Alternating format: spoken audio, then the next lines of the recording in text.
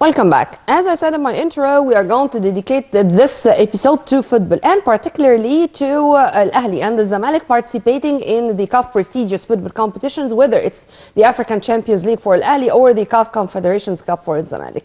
Ahli played yesterday, Zamalek played today. Thank God both matches ended with victories for the Red Devils and the White Castle. But about the performance, we do have a lot to speak about. So let me first welcome my dear guest live here in the studio, Mr. Mahmoud Rafat, our sports analyst of this episode of Score Sheet. Hello, Mahmoud. Hello, yes, it's a pleasure being here. Let's start immediately. As I said, we do have a lot to speak about, and we are going to start with the Ahli yesterday, 3-0 victory against their Ghana's rivals, Mediyama. I'm pronouncing its name right? Yes. Great.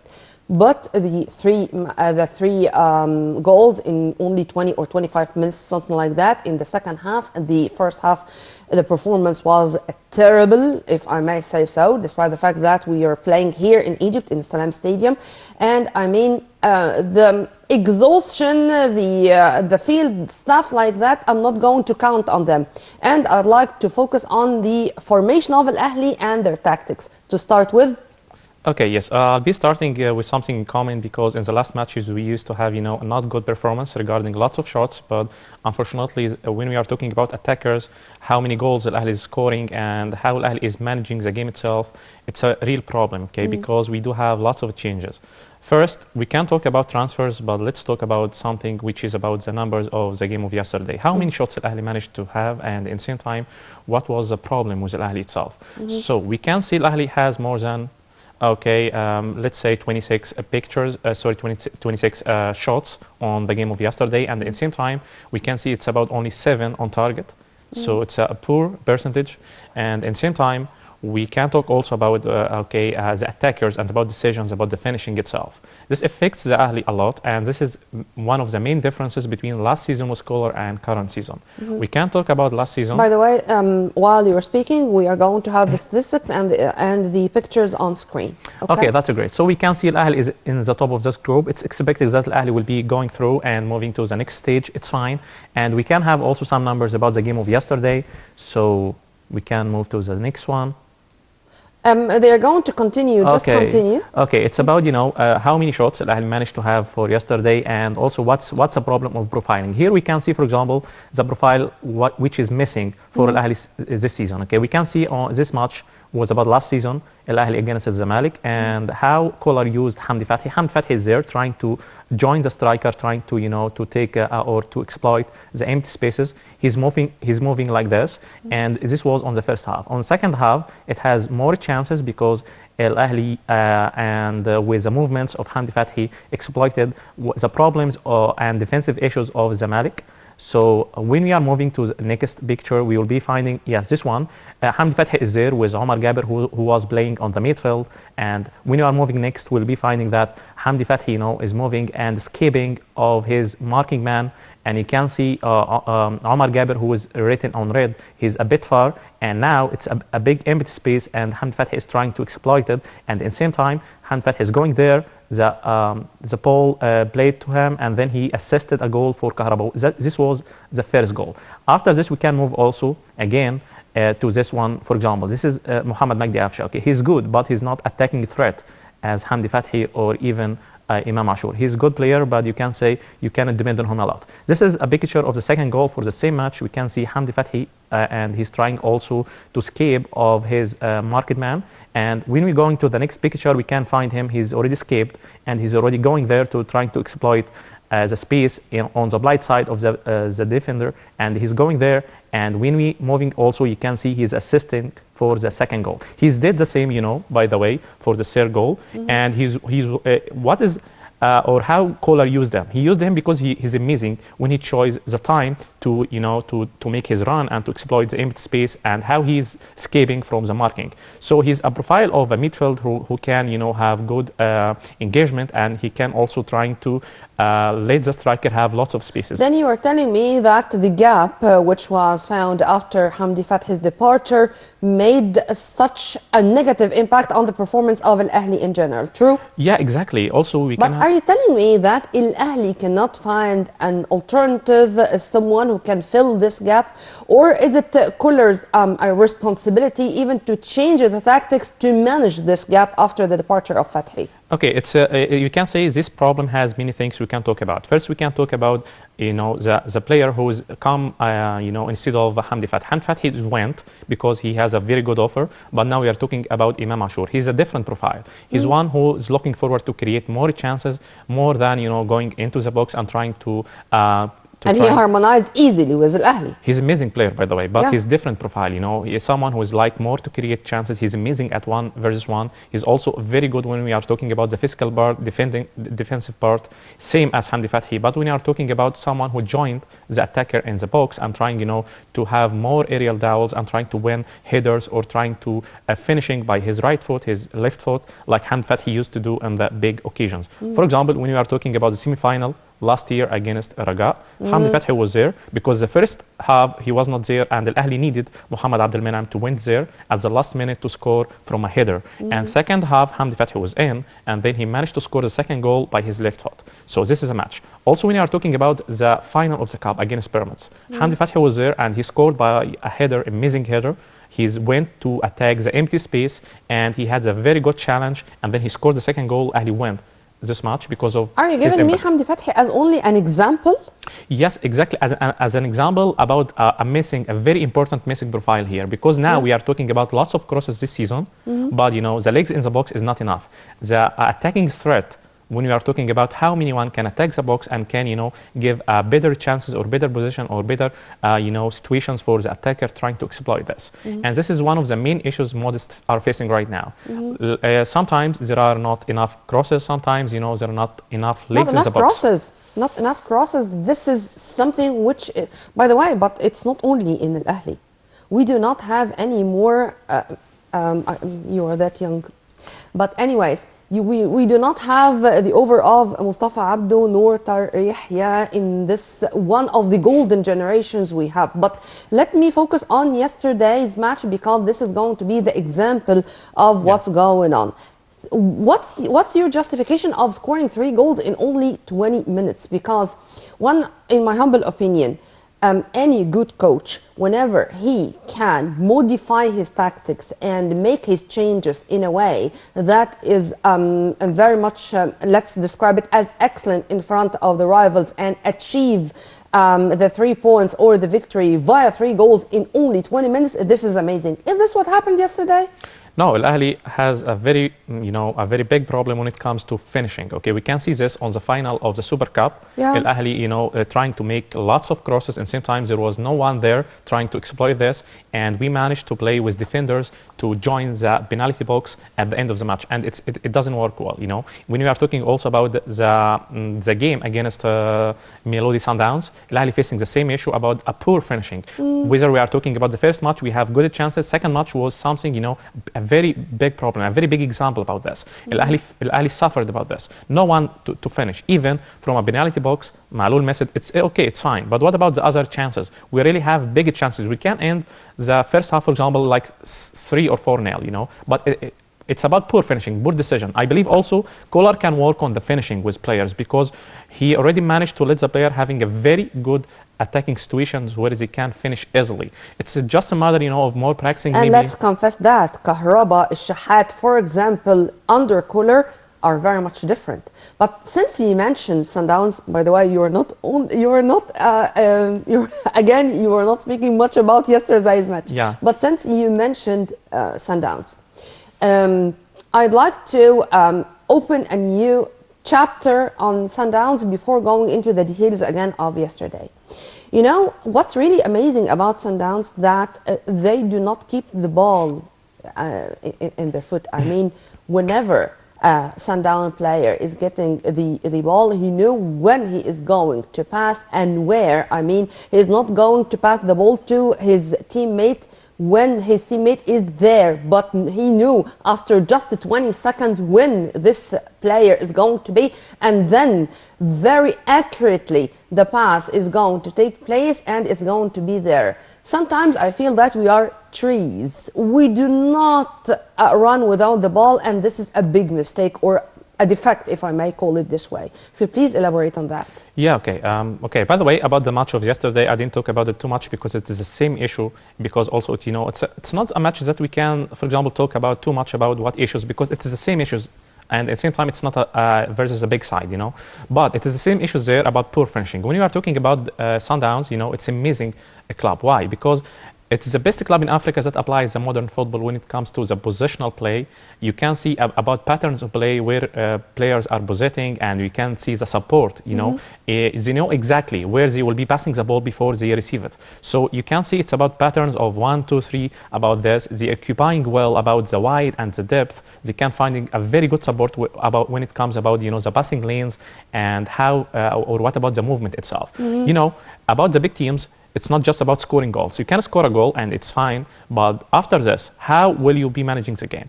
What Sundowns are doing right now, after scoring goals, or let's say about the match against Ahli, how or what was the game plan on the second half? First half was terrible, but second half, the management of the coach was amazing, because you can see after 15 minutes maybe, Ahli was not there in the match at all. Sundowns, controlled the game, because they have all tools to doing this. A coach who have a very good plan for the match itself by let the players control the game. Hey, now we have to have a negative position or something like passive position. Yeah. Now we don't need to create chances. We just have the ball, and Ahli needed here to press aggressively, but Ahli didn't do this. So what happens is numerical advantage on the half of Sundowns. They can circulate and can we depend on the statistics to speak about the performance or to describe the performance, or all these pseudo or fake possession can deceive those who are trying to have an analysis regarding the match, to make sure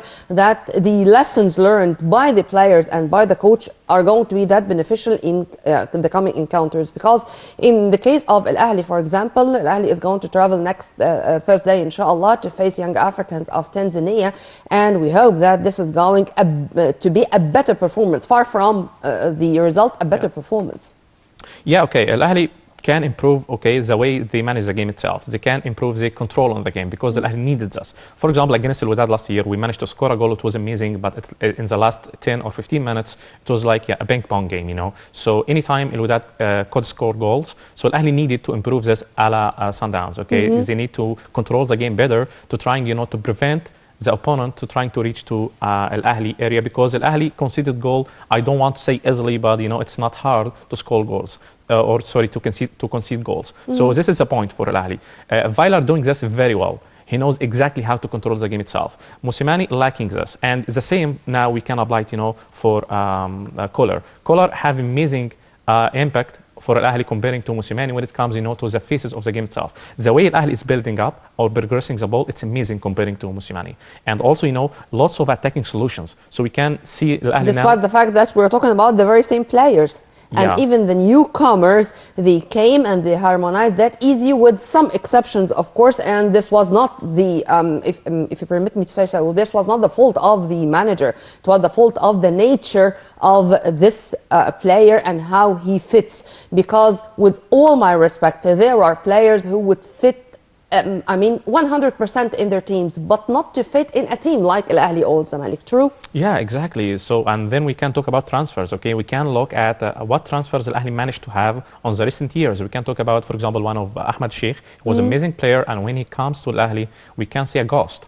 When you are talking also about something like, or someone like Tahir Mohamed Tahir, who was an amazing winger, and when he comes to Al Ahly, he's playing like a very you can say a mid player. When you are talking also about Hussam Hassan, was an amazing attacker, and then when he comes to Al Ahly, and when he returned back to Smuha, by the way, he was great. Now. Bruno Savio himself in the very first match, when he returned back to his old team against Zamalek.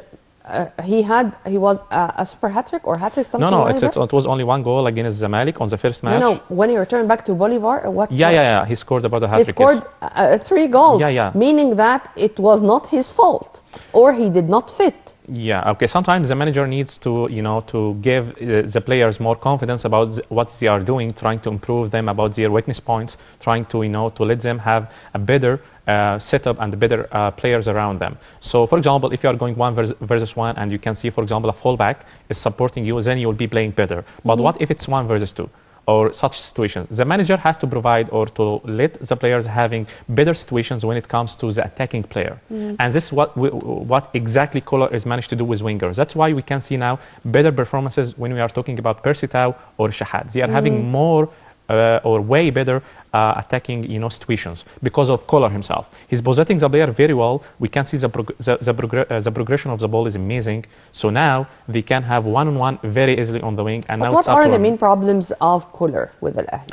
Okay, first he needs to find a solution, alternative one after the departure of Hamdi Fathi, because no one is joining. Number two? Number two, he needs to work more about the finishing with his attackers because they need to doing this well, and also he can work on having more consumers when it comes to the midfield itself. Because the midfield and the defenders of Al-Ahli, for example, for the setup, let's say the set plays or crosses, corners. Al-Ahli is not good enough when it comes to this. Yes, we scored a goal and we won Al-Wudad, yes. But it's not usual, So we have to find more techniques about this because now we can apply it. Okay, better signings because I can see the management of Al-Ahli. This is it, better signing because this is an issue. But I do have a problem with Kohler regarding his changes. He started his changes or he starts his changes in maybe most of the games after the minute number 65, 70, something like that, meaning only with the 20 or even 15 or 10 minutes even left. What this magician can do in just 10 minutes, in just 5 minutes. Why he is that late in crucial matches where he was in a bad need for someone who would change the field and to guarantee that he is going to come up with the 3 points. Managers are human beings at the end of the day, So when you are talking about the mindset itself and philosophy of the manager, it's something it's really hard to change. So some managers, even in Europe, on top teams, they used to make changes at the very last or the very end of the game. It's something they used to. So when we are trying to talk about this part, yes, he can improve it, but it's really hard to do it. So we can talk more about the way he manages the game itself. He letting the opponents, to feeling like, it's 50-50 game. We can play.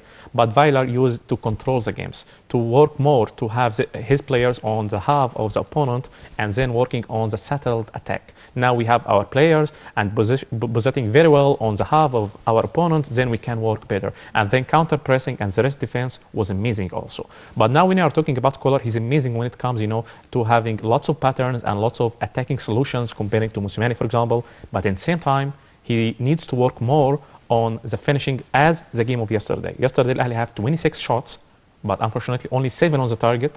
And Al-Ahli has, 6 big chances, managed only to score 3. So you are talking about 50%. In big matches, how many big chances you can protect from Al-Ahli, okay? When you are talking about the Wydad match, for example, last year, one of the most important matches. This is what I wanted to say. Maybe it's going to depend 50-50 on the rivals, because with all my respect, I cannot compare young Africans of Tanzania to Mamelodi Sundowns. Exactly. That's why I'm talking about the match of yesterday as just part of the problem, because it's not such a big size that we can talk and analyze what's happened this match, but we can see clearly it's about poor finishing and what's going on about the finishing of the player, some decisions and some patterns of play and how many legs in the box itself. It is the same issues as the big matches. So against top sides like Sundowns, like Taraji, like Al-Wydad, it will be a very big issue if Al-Ahli do not manage to score goals from only small chances. We have to do this. Otherwise, they will be scoring from moments from like where I should get Ahmed Mit'ab once again to score from a split of a second like that. He's scoring from nowhere, Let's make it that quick and yes or no questions. Should Al-Ahli sign or have another goalkeeper with the ups and downs in the performance of El-Shenawi? Sure. I do like El-Shenawi, but I don't think he's the best goalkeeper in Egypt because of his amazing performance. But I think it's because no one to compete with them, So I'm feeling like he's lacking too much. Okay, when we are talking about the goal against Sundowns, he has his moments, so you can't depend on him too much because sometimes he's amazing, sometimes he make big errors, you know. You know, my explanation or my justification why Shenawi was brilliant in the last two matches in specific, because Mustafa Shobair played a game in the in-between. Maybe. Okay, this is then it's a yes. Yes. Al-Ahli, does Al-Ahli have an alternative for Ali Ma'loul until the moment? Till now, I don't think it's the same quality. Al-Ahli needed, so Fattouh, maybe there are lots of talks about Fattouh, you know. I believe if Fattouh has come, he will be amazing successor for Ali Ma'loul. Then it's not Al-Maghrabi, not Idabis, not... We are talking about the qualities that we can, you know, sit in the same page or with Ali Ma'loul. I don't think they are good, but they are not on the same level as... Should we focus more on our juniors rather than thinking about professionals or about signings from outside the team? And here I'm not only talking about Al-Ahli, Al-Zamalek, and Al-Masri, Al-Mahalla. I mean all the popular teams. You know, we do have a problem about the academies in Egypt, because sometimes you are feeling like there are people who keep running on the pitch, but how and when to time the runs, and what about the quality of the ball itself, circulating the ball and the controlling games? No, we don't have this quality. We can compare ourselves, for example, with Morocco. It's a big distance there, because they have a plan already to improve the young players. Then you can see the quality there, but we do not have such quality. You know, we need to work more on the technical part, not only the physical part. Since we are running out of time, unfortunately, we should move to Al-Zamalek and to the match against Abu Slim of Libya. The match also took place here in Egypt. It was in Borg Al Arab in Alexandria and in the Confederations Cup, and it ended 1-0 for Zamalek. The sole goal was scored by Yusuf Obama. Okay. Okay, I believe this match, you know, was very easy. The players didn't take it seriously, but it was a full control. We are talking about more than 80% as possession. So we are talking about, you know, a very easy match. Fake, pseudo, negative, or I should consider that as something positive for Zamalek. Since they have the ball, it's okay. We can talk about both sides, okay? Go ahead. Win is a win, you know. But in such competition, which is not, or the competition there is not high as the other one, okay, Al-Ahli is competing and Birmingham is the same. So we are talking about win is a win, and it's a very easy match. Zamalek win easily, but we can talk about, you know, the performance itself needs to be better. Zamalek needs to have this competition, needs to win it, because Zamalek has not good reputation when you are talking about the previous management. They need to improve their picture about the world itself, about the players, because you can see some players, international players, need to feel like, okay, we are coming to a big team with a better management. They will be paying our money, and everything is stable in the club itself. The Zamalek players are better or different under Mu'tamid Gamal? We can't have a judgment when right we now. Can judge.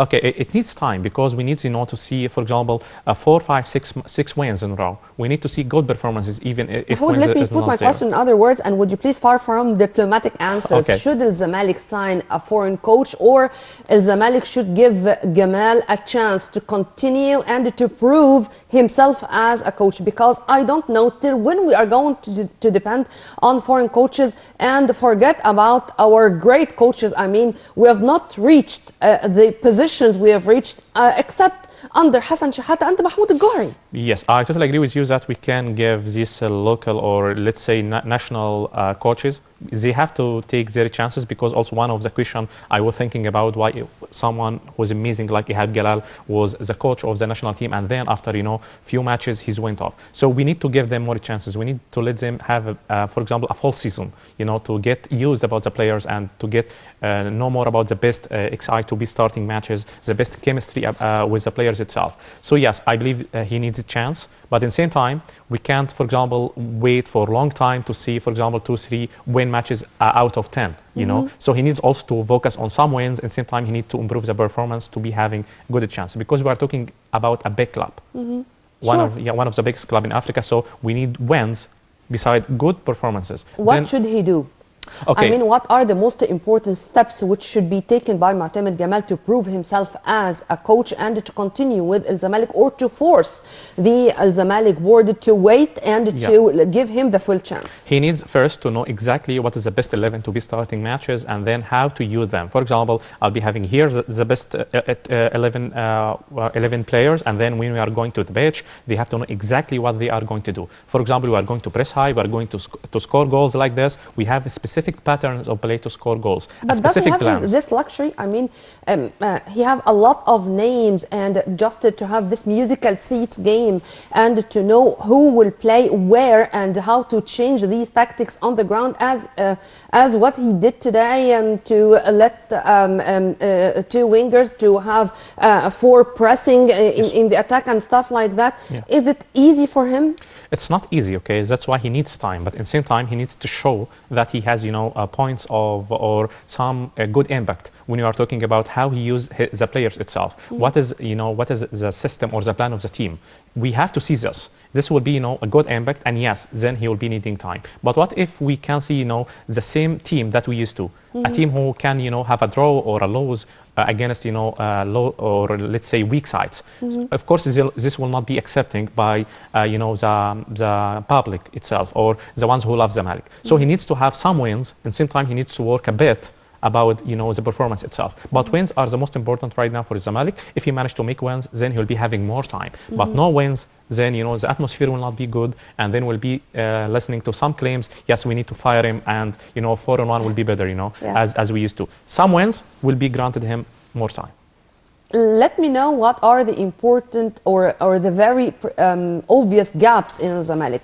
The signings which should be added in what positions? Here I'm not speaking about names, I'm speaking about positions. Of course, a defender first. And Number then one. we can talk about the left back because Fattou's future is not clear. And we can talk about number 6 player, which is a holding midfielder. Zamalek needs, a very strong and a very top quality in this position. And we can talk, about a very good attacker, our number 9 exactly. And someone to replace Mohammed Abdel.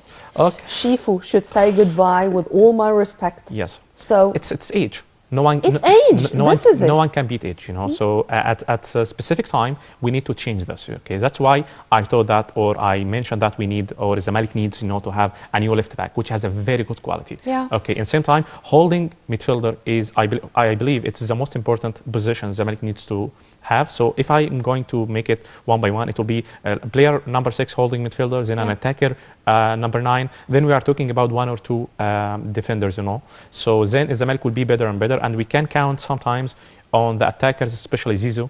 And yeah, Shikabala is so old. Sorry for this, but he still has the quality, to can finish matches, can assist with goals, and the other players, will be covering the spaces and working on more defensive work because he's in the pitch, he cannot be defending well, but we can just focus on not conceding too much goals, and then we'll be having the quality to score some goals. This is the main point. But to fixing all issues, it will be very hard in one season.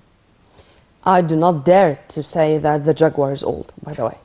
Mahmoud, I enjoyed our discussion, and time was flying with you, so I'm going to you with a promise to you again in more episodes of Score Sheet. Promise? Yeah, promise. Yes, it was a pleasure being here, and I enjoyed it also myself.